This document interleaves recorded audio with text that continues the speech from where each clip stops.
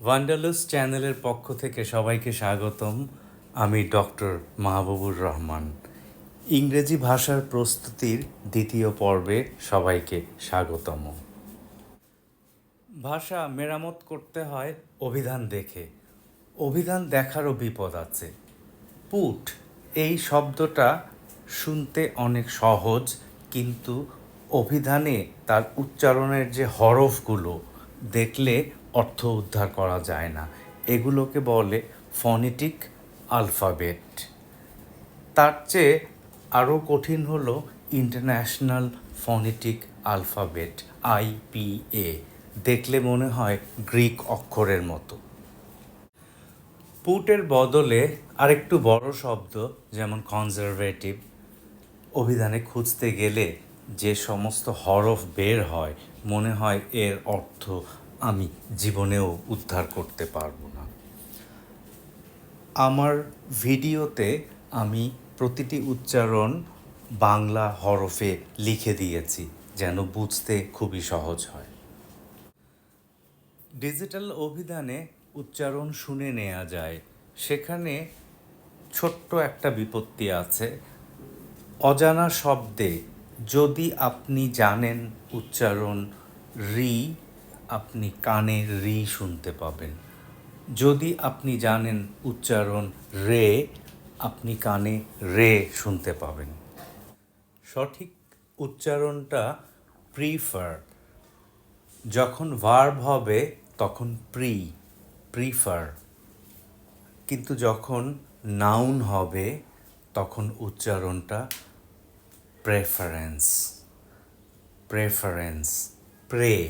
Preference. আমরা একটু real life থেকে শুনে নেই। Which do you prefer, chocolate or vanilla? I prefer chocolate. Preference. And we're going to discuss expressing preferences. Prepare verb থেকে যখন noun হবে প্রেপারেশন, তখন প্রি থাকবে না, প্রেপারেশন। এবং আরও সুন্দর হয় যদি আকারটা একটু ছেড়ে দিয়ে উচ্চারণ করা যায়। প্রেপারেশন।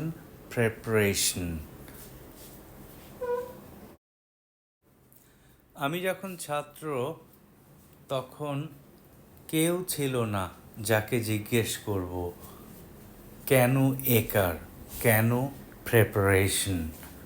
আমি তার একটা ব্যাখ্যা দিচ্ছি। শব্দটা লাতিন থেকে ফরাসি হয়ে ইংরেজিতে এসেছে এবং ফরাসি উচ্চারণটা আমি পাশে দিয়েছি। এর উপরে একটা চিহ্ন আছে, ইংরেজিতে ডায়াক্রিটিক সাইন। এই চিহ্ন থাকলে উচ্চারণটা হয় একার, সেই কারণে preparation. Preparation. Preparation. How to pronounce preparation. Preparation. Preparation. Preparation. Preparation. একই নিয়মে ভার্ব হলে উচ্চারণটা ডিক্লেয়ার, কিন্তু যখন নাউন হবে উচ্চারণটা ডেক্লারেশন। ফরাসি ডেক্লারাসিয়ঁ শব্দটা থেকে ইংরেজি ডেক্লারেশন শব্দটা এসেছে। আমেরিকার স্বাধীনতার ঘোষণাপত্র, ডেক্লারেশন অফ ইন্ডিপেন্ডেন্স, মানবতার একটা গুরুত্বপূর্ণ দলিল।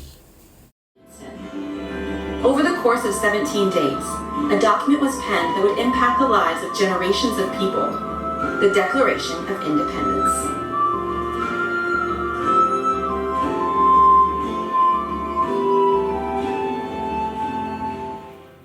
পার্টস অফ স্পিচ পড়তে গিয়ে এই গুরুত্বপূর্ণ শব্দটা আমরা জেনেছি।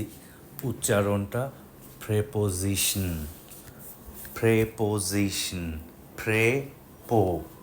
Preposition. I want to teach you a lesson about 4 basic prepositions. And by the end, you'll be a pro at using prepositions. So let's jump in and make prepositions a piece of cake for you.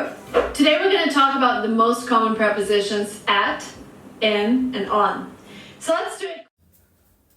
প্রতিনিধি শব্দটা ইংরেজিতে representative representative representative টিটিভ representative Representative.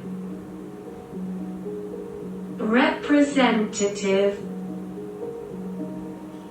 Representative. Representative.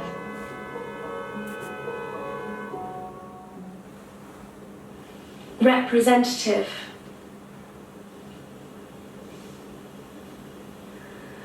Representative.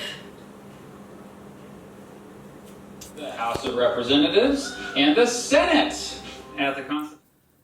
House of representative and senate একটু আগে আমরা শুনলাম শব্দটা senate senate senate কিন্তু বাংলাদেশে কেন জানি সবাই সিনেট বলে এটা ভুল শব্দটা senate Have you ever wondered what the difference is between the House of Representatives and the Senate?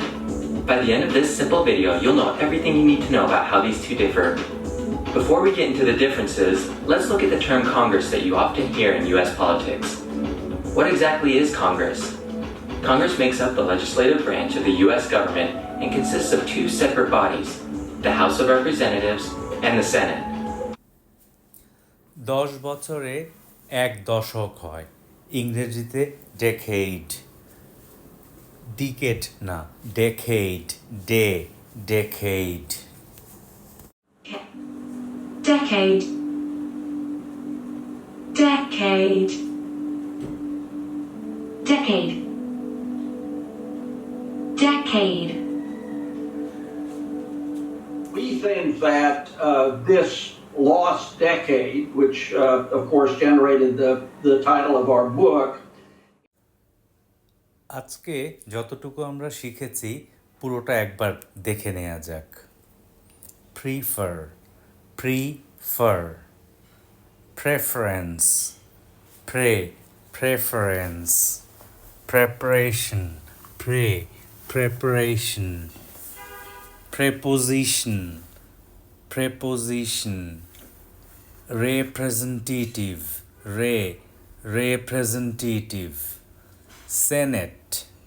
Senate decade